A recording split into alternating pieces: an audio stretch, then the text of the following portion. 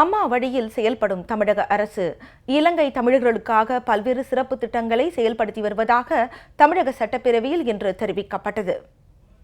மாண்புமிகு அம்மா அவர்களின் அரசுதான் இலங்கை தமிழர் நலனுக்காக பல்வேறு திட்டங்களை வழங்கி வருகின்றார்கள். அதாவது அவர்களுக்கு மாதாந்திர பணக்கொடை, அது மட்டுமின்றி நீட்டித்து வழங்கப்பட்ட இலவச அரிசி திட்டம், நீட்டித்து வழங்கப்பட்ட குடிமைப் பொருட்கள் வாங்குவதற்கான அனுமதி, அது மட்டுமின்றி நீட்டித்து வழங்கப்பட்ட முதலமைச்சரின் மருத்துவ காப்பீட்டு திட்டம், உயர்த்தப்பட்ட மருத்துவர் முத்துலட்சுமி ரெட்டி மகப்பேறு நிதி உதவி, இலங்கை அகதிகள் முகாம்களில் புதிய வீடுகள் கட்டப்பட்டு வருவது குறித்து மாண்புமிகு அம்மா அவர்களின் அரசுதான் அவர்களுக்கு புதிய வீடுகளை கட்டி வழங்கி வருகின்றது.